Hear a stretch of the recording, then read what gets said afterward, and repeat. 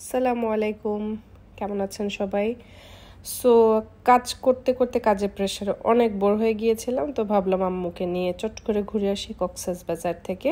তো হুট করে প্ল্যান করলাম। তো ছোট্ট একটা হেডসআপ সবাইকে দিয়ে রাখতে চাই, হুট করে প্ল্যান করার কারণে আমার আসলে এয়ার ফেয়ারটা এত বেশি পড়েছিল। আর এই পিছনের ভাইয়াটা ওনাকে সিটে বসানোই যাচ্ছিল না, উনি খালি হাঁটাহাঁটি করছিল, আমি জানি না কেন। তারপরে কি খুব বোর লাগছিল, তো ছবি তুলছিলাম, আম্মুর সাথে হাসাহাসি করছিলাম যে আসলে ওনাকে বসানোই যাচ্ছে না। তারপরে এই যে চলে আসলাম, খুব কুইকলি রুমটা পেয়ে গিয়েছিলাম। তো সাইমন আমার সবচেয়ে ফেভারিট হোটেল। তো হোটেলে গিয়ে এই হচ্ছে আমার রুম ভিউটা।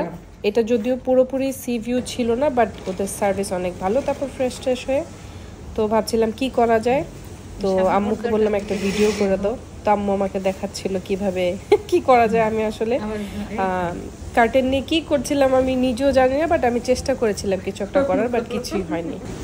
তো আম্মু বলছিল এভাবে পোজ দাও, এটা করো, বাট আসলে আমি কিছুই করতে পারিনি। আলটিমেটলি এই ভিডিওটা একটু সুন্দর এসেছিল। সো কক্সবাজার, এই যে আম্মু আমাকে দেখাচ্ছিল যে আসলে কিভাবে কি ভিডিও করা যায়। আমার থেকে আমার আম্মু অনেক বেটার পোজ দিয়েছিল। তো যাই হোক, আমি সবাইকে রেকমেন্ড করব যে যখন কোনো ভেকেশন প্ল্যান করবেন তখন অবশ্যই হাতে একটু সময় নিয়ে, কারণ এছাড়া মানে আমি বাসে কোনো টিকিট পাচ্ছিলাম না। আমার খুব ইচ্ছা করছিল যে রাতের বাসে যাব, কিছুই পাচ্ছিলাম না। অ্যান্ড অলসো সব হোটেলস পুরো কমপ্লিটলি বুক ছিল। হোয়াট এভার, সাইমনের এই নিচের পোর্শনটা খুবই জোস ছিল ছবি তোলার জন্য। তারপর হঠাৎ করে আমার হোটেলে গিয়ে আমার ফ্রেন্ডের সাথে দেখা হয়ে গিয়েছিল, ও হানিমুন করতে এসেছিল।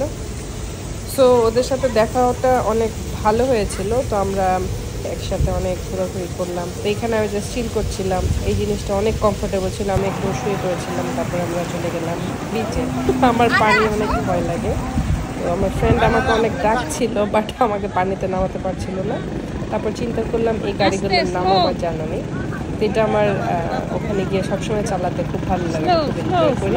তো এটা ট্রাই করতে পারেন, এটা আসলে একটা হতে পারে, খুবই ভালো লাগছে। তারপরে কি করলাম, বাট এগুলো একটু বেশি এক্সপেন্সিভ হয়ে যায়, কারণ 5-10 মিনিটের জন্য ওরা 200-300 টাকা করে চার্জ করে, আমি 200 টাকা দিয়েছিলাম। তারপরে একটু বিচে গিয়ে একটু ঘোরাঘুরি করছিলাম, আমার নামটা লিখলাম। আসলে যেটা আমি চেয়েছিলাম হয়নি, পরের ভিডিওটাতে আবার হলো।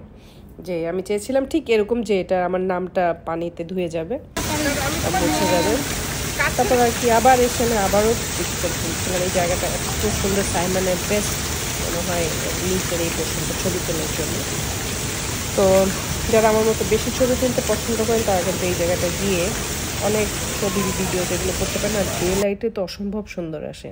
তো এখানে কিছু ছবি শেয়ার করলাম আমাদের যখন বিচে ঘুরছিলাম, আম্মুর সাথে কিছু ছবি তুললাম। আর আমার এই ছবিটা এত ফ্যান্টাস্টিক, অনেকে বলছিল যে এটা থাইল্যান্ডে, বাট আসলে না, এটা একটা আনারকলি না কি ফল, আমি নামটা ভুলে গেছি। তারপর ডাব খেয়ে বাসায় চলে আসলাম। হোটেলে এসে তারপর চেঞ্জ করে আবার চলে গেলাম হচ্ছে সাইমন হেরিটেজ। ওটা দেখা খুব ইচ্ছে ছিল, বাট ওই মোমেন্টে খুব সিক হয়ে গিয়েছিলাম। তারপরে একটু দেখলাম, ভালো লেগেছে, বাট আসলে আমার কাছে কলাতলিতে যে সাইমন যেটা আছে ওটা বিচ রিসোর্ট, ওইটা আমার খুব পছন্দ। পরের দিন সকালে কফি টফি খেলাম, ওয়েট করছিলাম শাটল বাসের জন্য। তারপর হচ্ছে চলে গেলাম এয়ারপোর্টে, এই আর কি। So it was very nice trip.